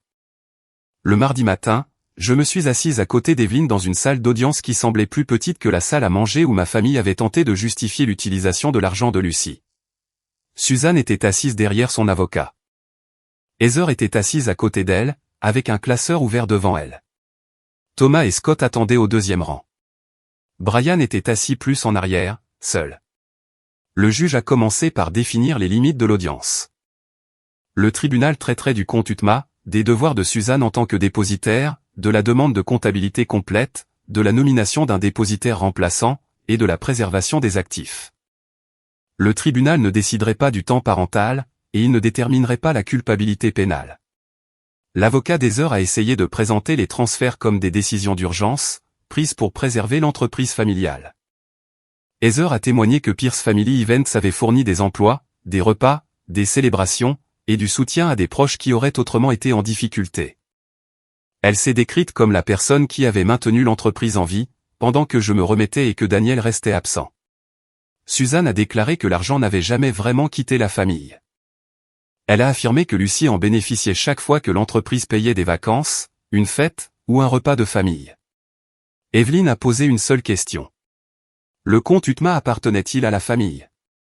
Suzanne a baissé les yeux. Il était pour Lucie. Lucie possédait-elle Pierce Family Events? Non. Lucie a-t-elle autorisé des prêts à l'entreprise? C'était une enfant. C'est pour ça que la loi a nommé un dépositaire. La salle est devenue très silencieuse. Evelyne n'a pas dramatisé les preuves. Elle les a introduites dans l'ordre où elles avaient été trouvées. Le dossier UTMA original établissait Daniel comme donateur et Suzanne comme seul dépositaire. Les relevés bancaires montraient chaque contribution et chaque retrait.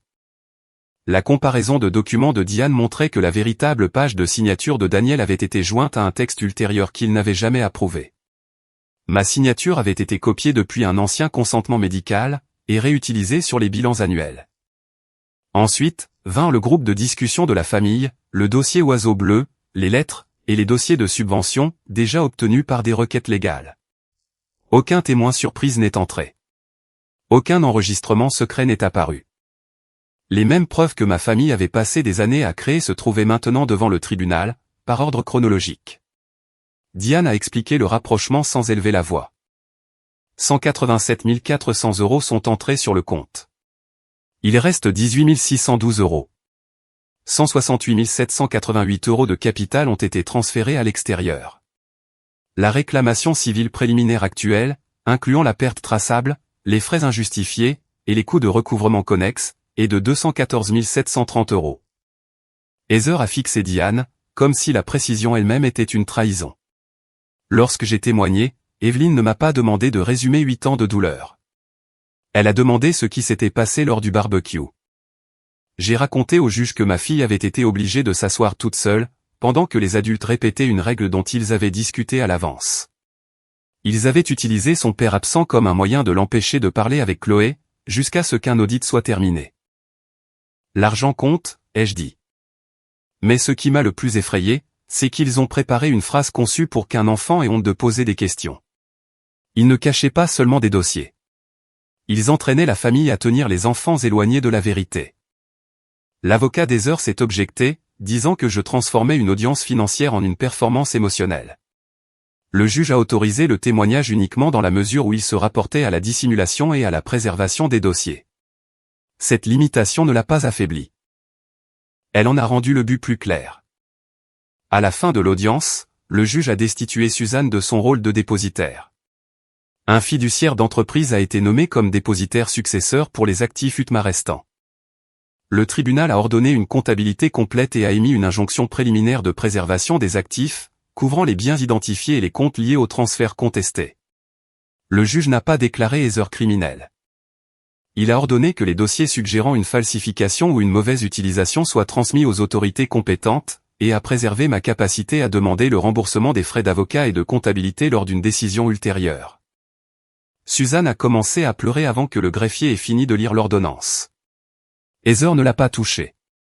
À l'extérieur de la salle d'audience, Evelyn m'a rappelé qu'aucun argent n'avait été restitué ce matin-là. Nous avions protégé ce qui restait, et obtenu une voie légale vers le recouvrement. Ce n'était pas la même chose qu'une restauration. L'audience du vendredi avait un numéro de dossier différent, et un objectif différent. Daniel avait déposé l'action de filiation et de plan parental lui-même, par l'intermédiaire de son avocat. Heather et Suzanne n'y apparaissaient qu'en tant que témoins, ayant soumis des déclarations sous serment affirmant qu'un contact renouvelé mettrait Lucie en danger sur le plan émotionnel. Le juge a demandé à Daniel pourquoi il avait attendu 8 ans. Il aurait pu blâmer les faux emails, ma famille, ou les lettres cachées. Au lieu de cela, il a dit, « J'ai cru ce qu'on m'a dit parce que cela me permettait d'éviter la possibilité que Samantha et Lucie me rejettent directement. J'ai envoyé de l'argent et des lettres. Mais je n'ai pas utilisé le système légal pour confirmer qu'ils arrivaient. Je n'ai pas établi la filiation, la pension alimentaire ou le temps parental. Cet échec m'appartient. » L'honnêteté n'effaçait pas l'absence. Elle rendait simplement moins probable que le tribunal pense qu'il prétendait que cela n'était jamais arrivé. René a résumé les besoins de Lucie. Elle a dit que Lucie voulait avoir l'opportunité de connaître Daniel, mais qu'elle ne voulait pas être retirée de ma garde, pressée par des visites, ou obligée de l'appeler papa avant d'être prête. Elle voulait des lettres envoyées directement, des appels vidéo qu'elle pourrait terminer lorsqu'elle se sentirait submergée, et assez de temps pour décider quelle relation lui semblerait sûre. La déclaration d'Heather décrivait Daniel comme manipulateur et instable. Suzanne répétait que son argent avait toujours été une méthode de contrôle. Leurs avocats n'ont produit aucune menace actuelle, aucun incident violent, et aucune preuve que les courts appels vidéo avaient nui à Lucie. Le juge a rejeté la demande de restriction d'urgence. Au lieu de cela, le tribunal a établi un plan progressif. Daniel pourrait envoyer des lettres directement par un canal documenté. Les appels vidéo se poursuivraient aux heures convenues. Une courte visite encadrée serait programmée, après une préparation avec un professionnel, suivie d'une révision plusieurs mois plus tard. La pension alimentaire formelle passerait désormais par des voies légales plutôt que par des proches. Je n'ai pas eu l'impression d'avoir vaincu Daniel. L'ordonnance ne le récompensait pas et ne me punissait pas. Elle donnait à Lucie un moyen d'apprendre la vérité, sans être précipitée, transférée, ou rendue responsable des regrets des adultes. Lorsque l'audience s'est terminée, Daniel s'est arrêté à quelques mètres de moi dans le couloir. « Merci de ne pas l'avoir obligée à choisir », a-t-il dit. « Elle n'aurait jamais dû être celle qui choisit entre nos erreurs. » Il a hoché la tête, puis est parti avec son avocat. Heather est apparue quelques minutes plus tard. 2 enquêteurs l'attendaient près du bureau de la sécurité, avec un officier en uniforme. Un enquêteur l'a identifié, a confirmé le mandat d'arrêt, et lui a demandé de placer ses mains bien en vue. Pour la première fois, Heather a semblé sincèrement confuse. Elle s'est tournée vers les portes de la salle d'audience, comme si le juge aux affaires familiales pouvait annuler ce qui se passait. Evelyn s'est approchée de moi. C'est l'affaire de l'État. C'est indépendant des 2 audiences. L'avocat d'Heather a exigé de voir le mandat. L'enquêteur le lui a montré. Les chefs d'accusation n'ont pas été lus comme un jugement final, et personne n'a prononcé de peine. L'État avait obtenu le mandat par le biais de sa propre enquête, en utilisant des relevés bancaires, des entretiens avec les donateurs, et des documents sécurisés avant cette semaine-là. Pendant que l'officier attachait les menottes, Heather m'a vu. « Comment as-tu pu faire ça à ta propre famille » a-t-elle crié. Les mêmes mots avaient semblé puissants au téléphone. Dans le couloir du palais de justice, il résonnait comme la seule défense qui lui restait. « Je t'ai empêché de le faire à la mienne » lui ai-je répondu. Ils l'ont conduite vers l'ascenseur, pendant que Suzanne appelait son nom, et que Thomas restait figé contre le mur. Brian a baissé les yeux, mais cette fois, il n'y avait pas de téléphone dans ses mains. J'avais gagné 2 ordonnances limitées cette semaine-là. L'une protégeait les biens de Lucie. L'autre protégeait son droit de connaître son père à un rythme qu'elle pouvait supporter. Aucune des 2 ordonnances ne rendait 8 années perdues, et l'arrestation d'Heather ne la rendait pas coupable avant son procès. Pour la première fois, cependant, ma famille ne pouvait plus décider quelle vérité comptait en procédant à un vote. 10 mois après que Heather eut été emmenée du palais de justice, l'affaire pénale s'est terminée sans procès dramatique. Elle a accepté un accord de plaider coupable pour des chefs d'accusation de vol qualifié, falsification et fraude caritative. Le juge l'a condamnée à 30 mois de prison, a ordonné la restitution, a imposé une période de mise à l'épreuve après sa libération, et lui a interdit de servir comme fiduciaire ou administratrice d'une organisation caritative. La peine n'a pas rendu chaque euro ni effacé ce qu'elle avait fait aux enfants, mais elle lui a retiré la position qu'elle avait utilisée, pour transformer son contrôle en respectabilité. Suzanne a accepté une peine moindre. Son âge, sa coopération après les mandats d'arrêt et son absence de condamnations antérieures lui ont évité la prison. Mais le tribunal a imposé une mise à l'épreuve stricte et la restitution. Elle ne pouvait avoir de contact privé avec Lucie, à moins que je ne sois d'accord, et que le professionnel aidant Lucie ne le juge approprié. Ma mère a pleuré lorsque la restriction lui a été expliquée. Elle a affirmé qu'elle n'avait jamais fait de mal physiquement à Lucie, et avait seulement essayé de maintenir la famille unie. J'ai répondu par l'intermédiaire de mon avocat, car je n'assistais plus aux réunions où la culpabilité était renommée amour. Thomas n'a pas été accusé d'avoir créé les faux dossiers, mais il est resté responsable, dans l'affaire civile, des actifs dont il avait bénéficié et des dossiers qu'il avait aidé à dissimuler. Pierce Family Events n'a pas pu survivre aux ordonnances de remboursement de l'audit et à la perte de confiance. Des parties de l'entreprise ont été vendues, et les contrats restants ont été transférés dans le cadre d'une restructuration supervisée, afin que les employés qui n'avaient pas participé ne soient pas punis plus que nécessaire. Il n'y a pas eu un seul chèque qui a restauré le compte de Lucie. La restitution est arrivée progressivement, par la vente d'équipements, des fonds récupérés, et des paiements échelonnés. Ce qui restait dans l'UTMA a été conservé sous la responsabilité du dépositaire successeur d'entreprise.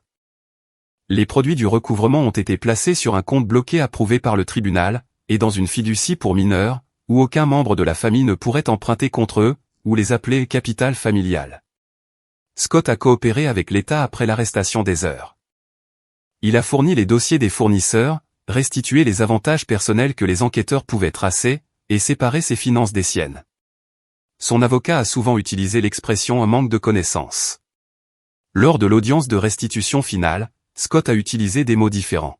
« J'en savais assez pour poser des questions », a-t-il avoué. « J'ai choisi de ne pas le faire, car l'argent rendait ma vie plus facile. » Cet aveu ne le rendait pas innocent, mais c'était la première phrase honnête que j'entendais de sa part. Brian n'a pas été poursuivi. Les enquêteurs n'ont trouvé aucun paiement directement détourné vers lui, et son exportation rapide du groupe de discussion a préservé des preuves qu'Heather avait ordonné de détruire. Cependant, il a perdu son poste lors de l'effondrement de Pierce Family Events, et il a perdu la relation facile qu'il pensait toujours avoir avec moi. Il a demandé à me rencontrer dans un café plusieurs semaines après la condamnation. J'ai accepté, parce qu'il avait enfin arrêté de demander à notre mère de parler en son nom. Je suis désolé d'être resté silencieux, m'a-t-il dit. J'ai attendu qu'il continue. Il a baissé les yeux vers ses mains, puis s'est corrigé. J'ai regardé Heather forcer Lucie à s'asseoir seule. Je savais que la règle avait été planifiée, et je l'ai laissé croire que tout le monde était d'accord sur le fait qu'elle était moins importante.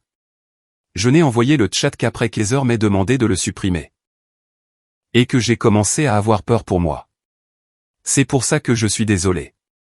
C'était de vraies excuses, parce qu'elle nommait l'acte, la victime et l'égoïsme derrière son retard. Je te crois, ai-je dit. Cela ne veut pas dire qu'on revient à comme les choses étaient avant. Je sais. Pour une fois, il ne m'a pas demandé de rendre la limite plus confortable pour lui. Daniel a tenu chaque promesse du plan parental temporaire, y compris les petites que la justice ne pouvait pas l'obliger à tenir. Ses lettres arrivaient les jours prévus. Il n'envoyait pas de cadeaux coûteux pour s'acheter de l'affection. Il postait des photos d'Otis, de courtes descriptions de son travail, et un dessin affreux d'une fraise que Lucie a gardé parce qu'il ressemblait à une patate rouge avec des feuilles. Leurs appels vidéo sont d'abord restés brefs. Lucie parlait parfois pendant 20 minutes, et parfois raccrochait après 5. Daniel n'a jamais demandé pourquoi elle était distante, et ne lui a jamais rappelé combien d'argent il avait envoyé. Lorsqu'elle l'a enfin rencontré en personne, la visite a duré 2 heures dans un centre familial, avec un professionnel à proximité. Il n'a apporté aucun grand discours. Il a apporté Otis, et une petite boîte contenant des copies des cartes d'anniversaire, classées par année. Lucie a ouvert la carte fraise en premier. Sur le chemin du retour, elle a dit, il parle trop quand il est nerveux. Toi aussi. C'est différent. Moi, je suis intéressante. J'ai souri. Bien sûr. Daniel et moi ne sommes pas redevenus un couple. Nous sommes devenus 2 adultes qui s'étaient fait défaut de différentes manières, et qui étaient d'accord pour que Lucie ne paie plus pour aucun de ses échecs. La confiance est revenue sous forme de documentation, d'appels ponctuels, de réponses honnêtes, et de choix répétés assez longtemps pour devenir fiables. Je ne me suis pas réconcilié avec toute la famille Pierce parce que les condamnations étaient terminées. Suzanne a envoyé des lettres par l'intermédiaire de son thérapeute. Thomas a demandé si nous pouvions passer Thanksgiving ensemble pour les enfants. J'ai dit non. Une photo de vacances n'était pas une preuve de guérison. Lucie pourrait décider plus tard si elle voulait un contact soigneusement encadré avec ses grands-parents. Jusque-là, ma responsabilité n'était pas de faire en sorte que le remords semble complet, c'était de protéger son droit à se remettre sans être pressé de pardonner. Au début du printemps, René a aidé à organiser un petit pique-nique où Lucie a pu voir Chloé et Ben. Cela s'est tenu dans un parc public, avec des adultes en qui les enfants avaient confiance, et sans discours sur le fait de réunir la famille. Les premières minutes ont été maladroites. Ben portait un ballon de foot mais oubliait de le poser. Chloé n'arrêtait pas de lisser le même coin de la couverture de pique-nique. Lucie se tenait à côté de moi, tenant une boîte à gâteaux à 2 mains. Puis, Chloé s'est approchée. « Je suis désolée de ne pas te l'avoir dit plus tôt », a-t-elle murmuré. Je savais qu'oiseau bleu, c'était mal. Mais j'avais peur que maman sache que c'était moi. Lucie l'a regardé un instant. Les enfants ne devraient pas avoir à s'excuser d'avoir peur des adultes. Les yeux de Chloé se sont remplis de larmes, mais elle a hoché la tête. Ben a finalement lâché le ballon de foot. Il a roulé contre la boîte à gâteaux et a fait sursauter les 3 enfants. Lorsque Lucie a soulevé le couvercle, le nouveau gâteau aux fraises penchait légèrement vers un coin. Chloé l'a pointé du doigt. Est-ce qu'on doit le redresser? Lucie a examiné l'inclinaison avec beaucoup de sérieux. Non. Les choses de travers peuvent toujours être aimées. Ben a demandé si cela signifiait qu'il pouvait avoir la plus grosse part, parce que son écriture était de travers. Lucie lui a dit que ce n'était pas comme ça que la règle fonctionnait, et la dispute qui s'en est suivie était assez ordinaire pour me serrer la gorge. Ils ont mangé du gâteau, tapé dans le ballon, et ont fabriqué un panneau à partir d'un morceau de carton que Chloé avait apporté. Les lettres étaient inégales parce que Ben avait insisté pour peindre le mot « sécurité » et avait utilisé trop de bleu, tous les enfants en sécurité peuvent jouer ici. Ils l'ont attaché à la barrière basse près de la table de pique-nique. Ce n'était pas une ordonnance légale ou un slogan parfait. C'étaient 3 enfants qui remplaçaient une règle que les adultes avaient utilisée pour les séparer, par une règle qu'ils pouvaient comprendre. J'ai regardé Lucie courir vers Chloé et Ben, sans demander quel père était présent, quel nom de famille correspondait, ou qui avait sa place sur la photo. Pendant des années, j'avais cru que la famille signifiait mériter une place permanente dans un groupe qui pouvait m'exclure dès que la vérité devenait dérangeante. J'avais confondu l'accès avec l'amour, et l'endurance avec la loyauté. La famille, ce n'était pas les gens qui se tenaient toujours ensemble sur la photo. La famille, c'étaient les personnes qui ne demandaient jamais à un enfant de disparaître, juste pour que la photo ait l'air complète.